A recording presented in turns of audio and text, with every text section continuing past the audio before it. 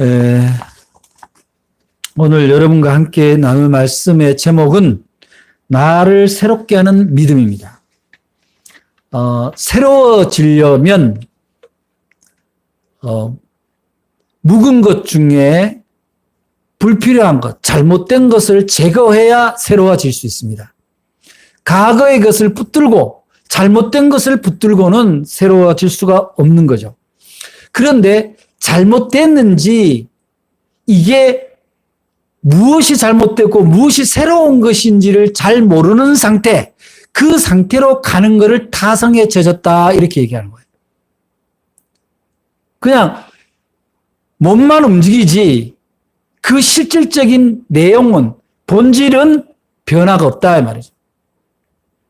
이거를 이제 우리가 소위 문예 사조에서 매너리즘이라 그러는데 이 매너리즘이란 말이 언제 나온 거냐면은 한 18세기쯤에 대해서 매너리즘이라는 이 문예 용어가 나옵니다.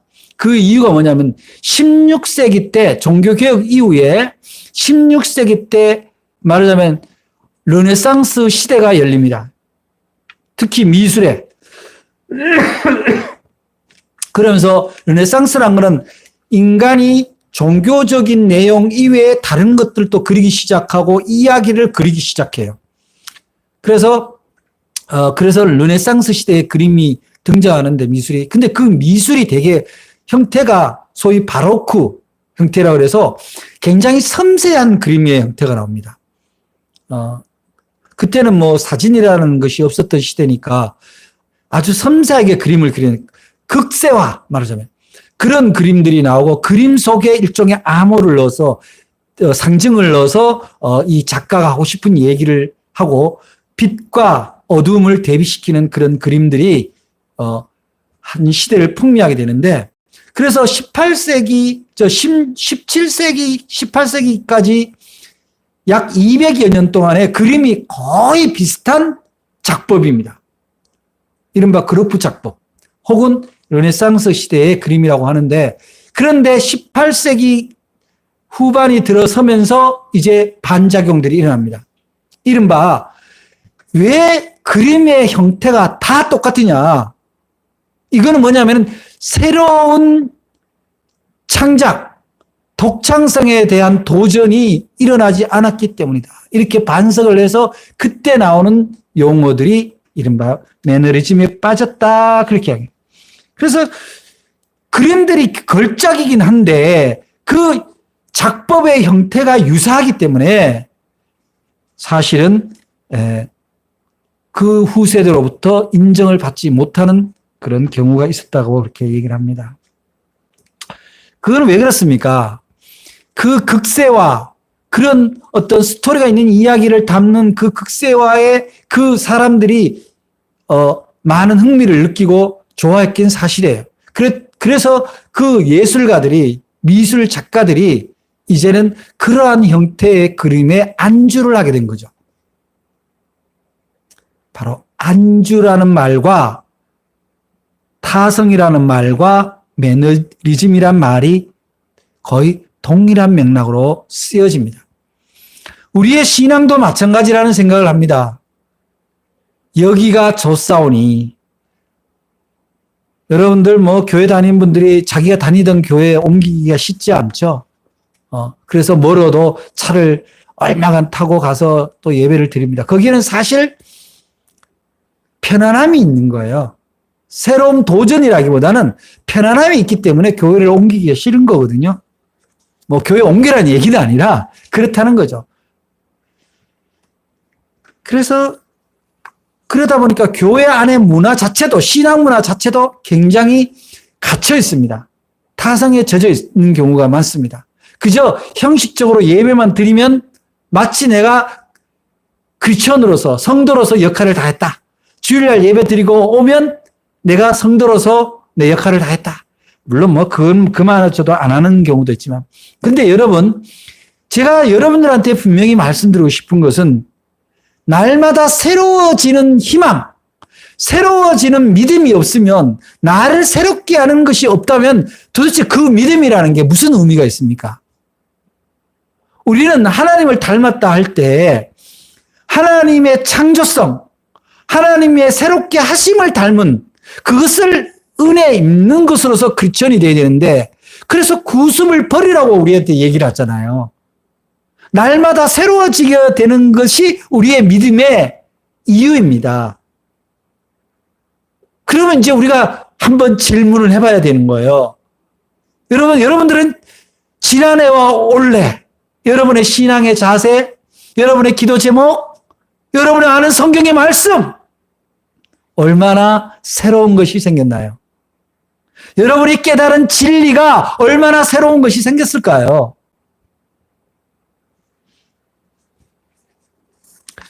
저는요, 새로워지지 않는다면 그 신앙은 타성에 젖은 신앙이자 그야말로 죽은 신앙에 가까울 수가 있다. 그 새로워졌다는 것은 예배 형태를 얘기를 하는 게 아니에요. 교회의 어떤 찬송의 형식을 얘기를 하는 것이 아니라 내 삶의 자세가 하나님 앞에 새로워진 것이 있냐라는 거죠.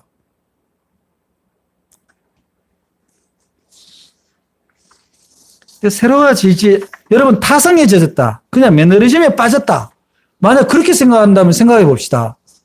새로울 것이 없는데 맨날 똑같은 예배 형식에 똑같은 순서, 똑같은 사람, 똑같은 기도 제목, 그런데 거기에 우리가 무슨 최선을 다하는 노력이 필요할까요? 정말 진정을 다해서 우리가 예배를 준비를 할 수 있을까요? 뭔가 새로운 도전이 있을 때 이 새로운 도전 때문에 하나님을 의지하게 되고 하나님에게 묻게 되고 하나님의 능력을 구하게 되는 그런 새로움이 없는데 어떻게 우리가 정말 열과성을 다한 신령과 진정으로 예배를 드린다라고 우리가 고백할 수 있겠냐는 거죠. 형식이에요, 형식.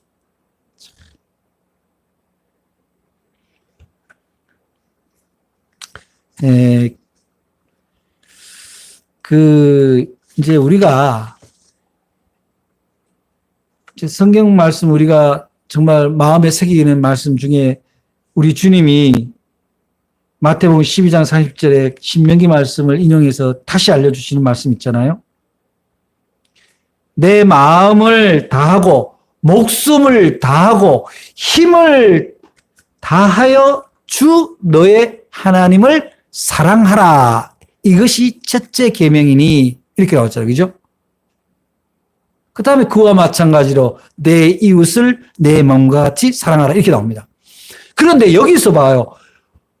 여러분 생각해보세요. 우리가 똑같은 형태, 새로운 소망, 새로운 도전, 새로운 내 자신이 발견되지 않는데 똑같은 내가 그대로 있는데 똑같은 신앙의 자세가 그대로 있는데 무슨 목숨을 다하고 마음을 다하고 힘을 다할 일이 뭐가 있냐고요.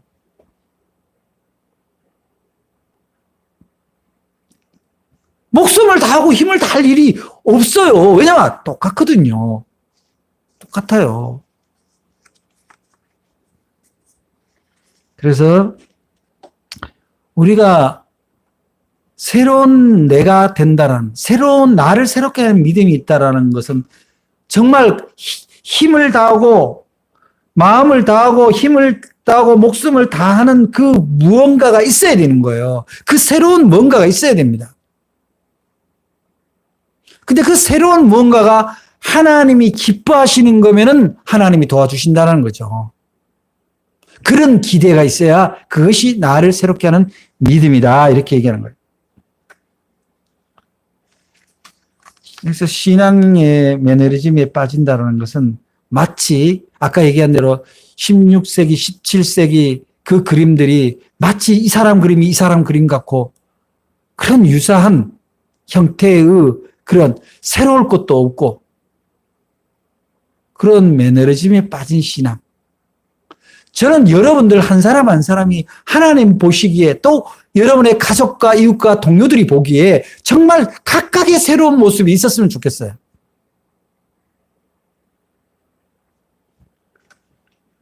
신앙이라는 것은 새로운 나를 만들기 위한 여정입니다. 그런데 왜 새로워지지 않습니까?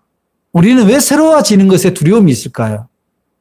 오늘 성경의 이야기가 우리에게 그것의 이유와 그리고 그것을 타개하고자 하는 노력을 어떻게 해야 될 건가를 우리에게 제시해 주고 있습니다. 오늘 성경 이야기의 배경은 이스라엘이 분열이 되고 이제 북이스라엘 남유다로 나눠집니다. 남유다의 이제 히스기야 왕이 이제 왕위에 오르고 난 다음에 종교 개혁을 하는 그런 출발점의 이야기인데, 이 이야기에서 우리는 우리 신앙의 매너리즘이 어떻게 극복되고 나를 새롭게 하는 신앙으로 바뀔 수 있는가를 얻을 수 있는 교훈이 이 안에 있다라는 거예요. 그 첫 번째 보면 3절을 한번 보세요. 3절에 보면은 첫째 해 첫째 달에 여호와의 전문들을 열고 수리하고 이렇게 나옵니다. 이게 이제 개역 개정판에는 이렇게 나와 있죠. 원년 정월에 여호와의 전문 원년. 그러니까 말하자면 히스기야가 임금이 되던 원년에 그의 정월에 첫 번째 한 일이 하나님의 성전을 열고 수리를 했다 이렇게 나오잖아요.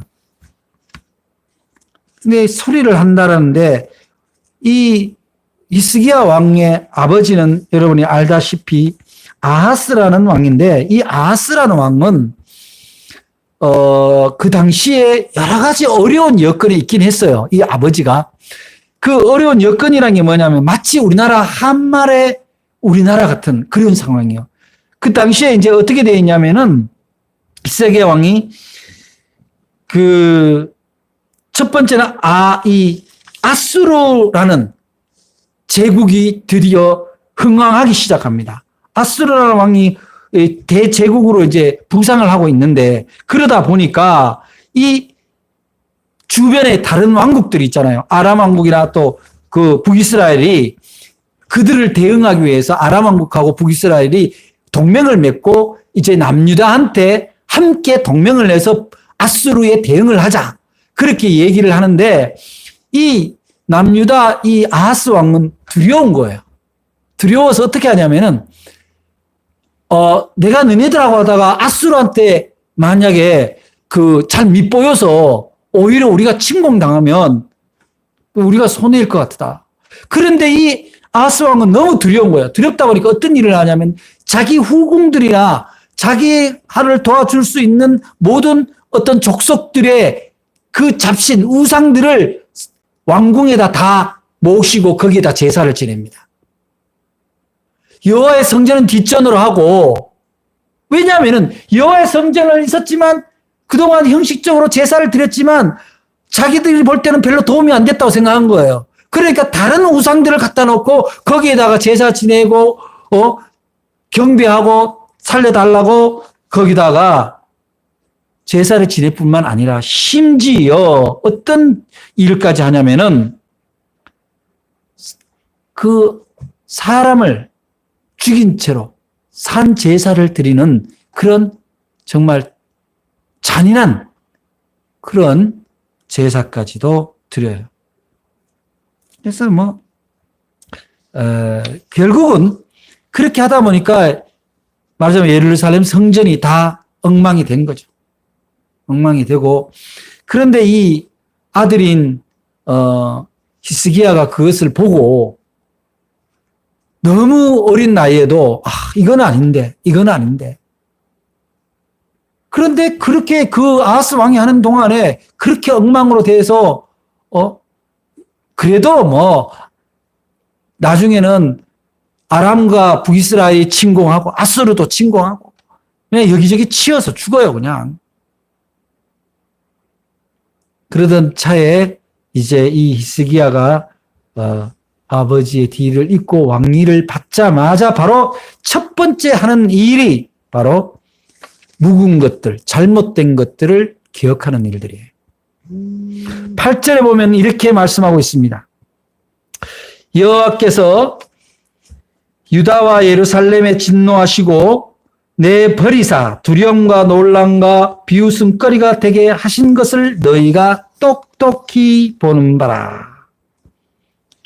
실제로 이 히스기야는 아버지가 통치하는 것을 오랫동안 지켜봤습니다. 그래서 그 어린 시절에 보면은 그 아버지가 16년 통치하는 동안에 바알 우상을 부어 만들고 뭐 이방 신들을 모시고 뭐 몰록 제사를 본받아 가지고 생자녀를 막 제물로 바치고 가난한 사람 하는 것처럼 산 위에 올라가서 나무에 오래된 나무에다가 제사를 드리고 이 모든 것을 지켜보면서 도대체 이런 짬뽕이 있나? 얼마나 기가 막힌 일이에요. 그렇게 했음에도 불구하고 5절에 보면은 아람이 쳐들어와서 곤욕을 치르고 북이스라엘이 쳐들어와서 많은 사람이 죽고 나라꼴이 엉망진창. 근데 아버지한테 이 얘기를 해도 아버지가 듣지를 않아요. 이때 만약에 아하스 왕이 뜻있는 선지자나 아들의 이야기를 들었다면 이렇게 나라가 엉망되지는 않았겠죠.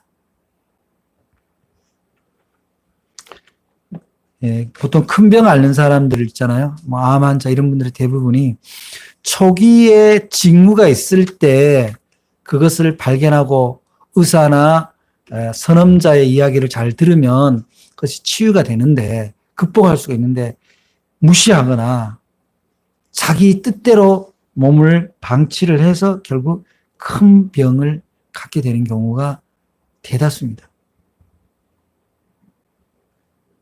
그거 왜 그렇습니까? 왜 그런 일이 벌어져요? 아하스 왕이나 큰 병을 얻은 사람들 중에 내가 보기에 괜찮은 거예요. 나 보기에 괜찮은 거예요. 의사가 보기에, 하나님이 보시기에 어떠한가가 중요한 것이 아니라 나는 괜찮은 것 같다. 이것도 괜찮은 것 같다. 우리가 새롭게 된다고 할 때 새롭게 하는 믿음이 생기려면 내 보기에 좋은 것이 아니라 하나님 보시기에 좋은 것을 택해야 된다는 거예요. 내가 가지고 있는 삶의 습관, 신앙의 습관들이 나는 편해. 나는 괜찮은 것 같아. 여러분, 그 붕어 실험 알죠? 그 실험 할 병에 물을 점점 끓일 때 붕어를 넣거나 개구리를 넣었을 때 못 느껴요. 미지근 뜨끈뜨끈 죽을 때 돼서 알죠. 마치 그런 겁니다. 우리의 신앙도 우리가 갖고 있는 종교적 신념도 어쩌면 그런 걸지 몰라요. 굳어버린 것, 죽어버린 것을 붙들고 마치 그것이 신앙인 양 우리가 착각하고 사는지 모른다. 4절 5절을 보겠습니다. 4절 5절에 보면 제사장들과 레위 사람들을 동쪽 광장에 모아 그들에게 이르되 레위 사람들아 내 말을 들어 이제 너희는 성결하게 하고 또 너희 조상들의 하나님 여호와의 전을 성결하게 하여 그 더러운 것을 성소에서 없애라 이렇게 합니다. 여러분 아까 전에도 얘기했지만 아하스 왕이 그 예루살렘 성전의 온갖 잡것들을 다 집어넣고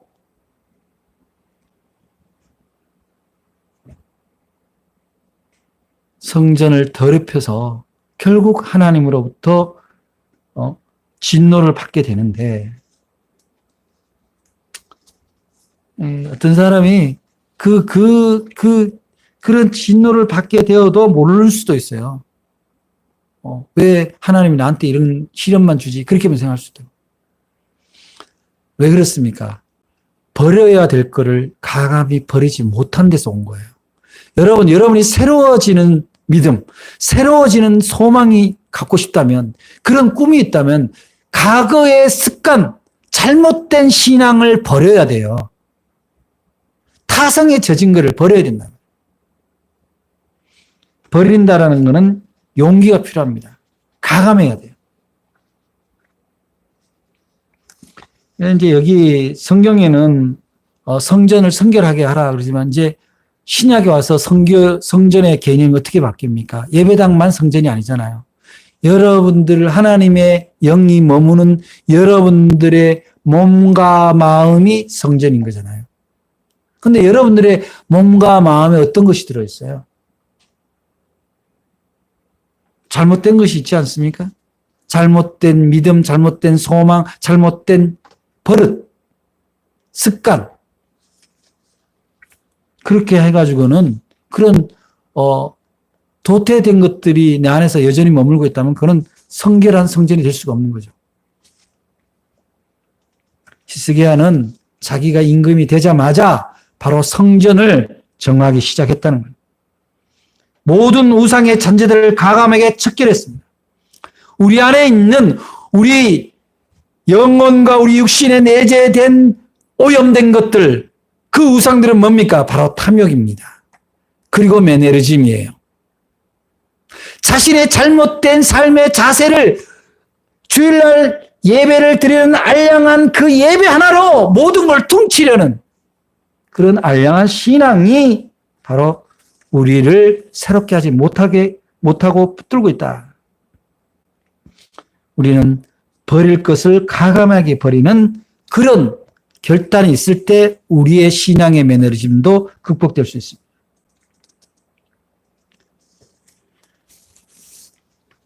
우리 그 신앙의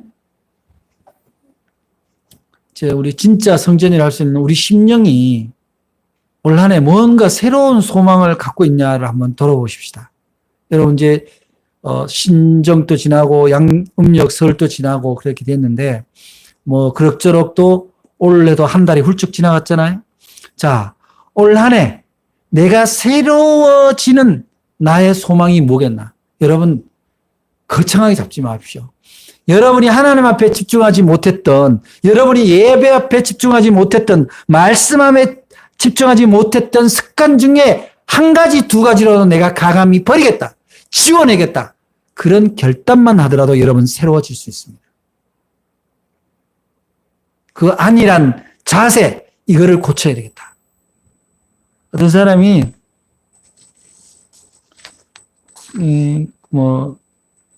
그런 얘기들을 해요.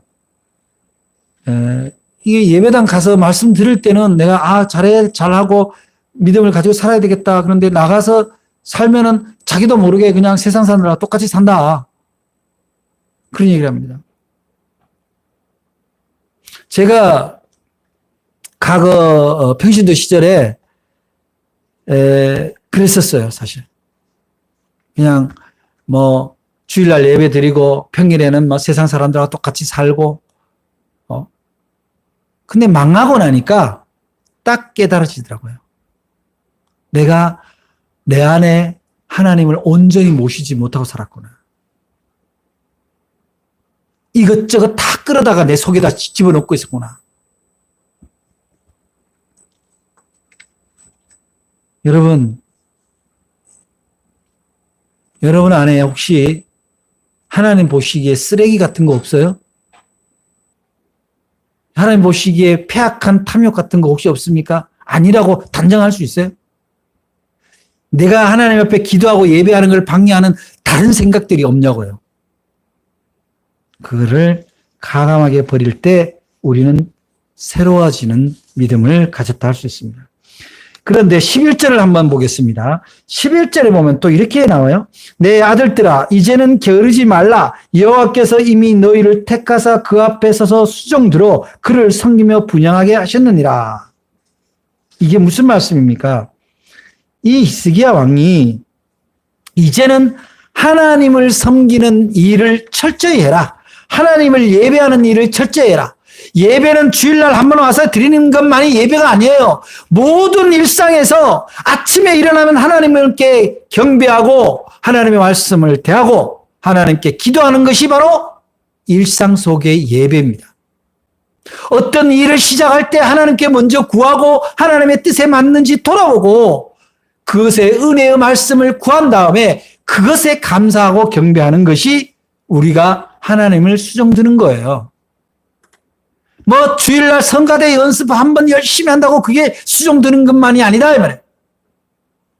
모든 삶에서 하나님 앞에 하나님을 내 앞에 모신 것처럼 예배 드리는 것과 동일하게 할 때 바로 그렇게 됩니다. 그런데 우리 그리스도인들이 그런 것에서 인색할 때가 있어요. 버릴 것은 버리고 지킬 것은 지켜야 됩니다. 그런데 20절에 보니까 밑에 한번 보세요. 20절에 보니까 히스기야 왕이 일찍이 일어나 성읍의 기인들을 모아 여호와의 전에 올라가서 이렇게 나오잖아요. 이 말은 무슨 말이에요? 아침에 일찍 일어나서 먼저 하나님을 대했다 이렇게 나왔잖아요. 여러분이 새로운 꿈이 있기를 원합니까? 여러분이 새로워지기를 원하십니까? 그러면 이 히스기야가 보인 믿음의 솔선수범을 여러분도 지닐 수 있기를 바랍니다.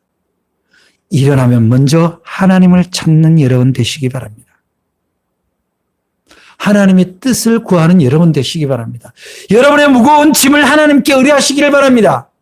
그리고 여러분의 소망을 하나님께 두시기 바랍니다. 그러면 하나님은 여러분의 그 소망을 아시고 예비하시고 인도하신다는 사실입니다. 그것을 우리가 믿는 거예요. 그러한 날마다 새로워지는 나를 경험하고 살아가는 것이 믿음의 기쁨이고 이 땅에서 하나님 나라의 삶을 사는 즐거움이 되는 겁니다.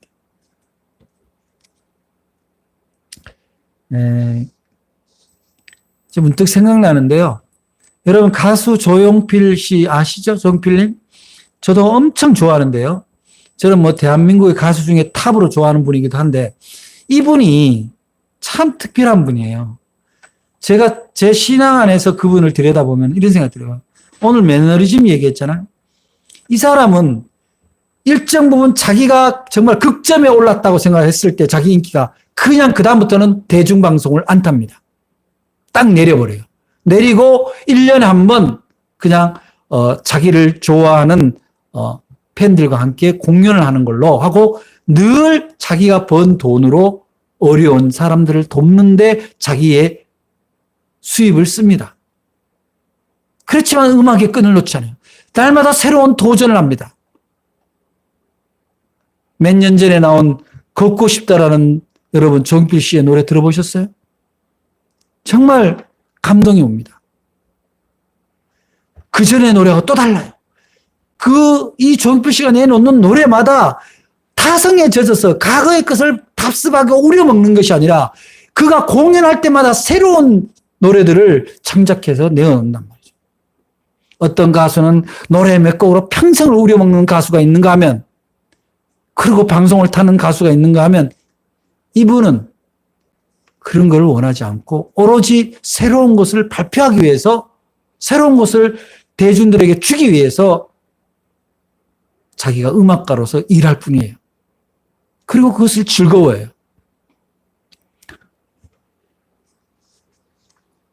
여러분은 새로운 것에 대한 목마름이 있습니까?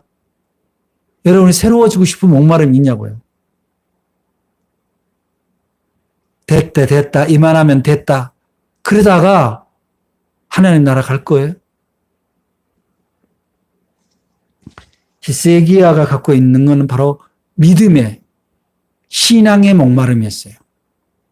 여러분이 새로워지는 믿음의 목마름이 있기를 주의 이름으로 간절히 부탁을 드립니다.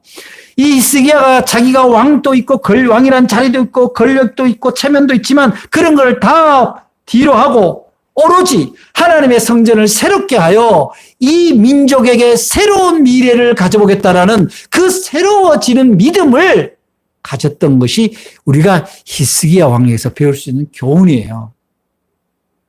여러분은 여러분의 자신과 여러분의 가족과 여러분의 공동체가 새로워지기 위한 소망이 있냐는 거죠. 그것을 위해서 아침에 일찍 하나님께 그것을 의뢰하고 그날의 새로운 것을 행해야 될 것들을 하나님께 의뢰하는지를 우리가 물어봐야 됩니다. 그 새로운 믿음이 있기 위해서는 반드시 지켜야 되는 것이 있습니다. 하나님을 의뢰하는 일이에요. 하나님의 성전을 성결하게 하는 일입니다. 사랑하는 여러분, 저는 여러분들이 새로운 소망의 목마름이 있기를 소망합니다. 여러분이 날마다 새로워지기 위해서 여러분을 자신을 하나님 앞에 내려놓기를 원합니다.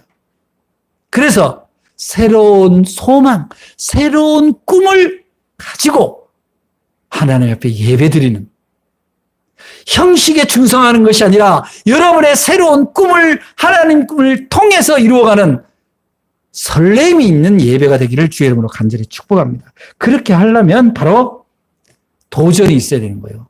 나를 바꾸고자 하는 도전, 개혁이 있어야 된다는 겁니다. 여러분, 개신교도를 뭐라 그래요? 프로테스탄트라 그러죠? 프로테스탄트는 뭡니까? 저항자라는 뜻이에요. 구소로부터 저항자. 마틴 루터가 만들어낸 이 프로테스탄트라는 이 정체성은 가톨릭과 싸우라는 것이 아니라 내 안에 있는 구습과 싸우라는 거예요. 맨너리즘에 빠진 신앙과 싸우라는 겁니다. 거기에 저항하는 자. 그것이 바로 프로테스탄트의 정체성입니다.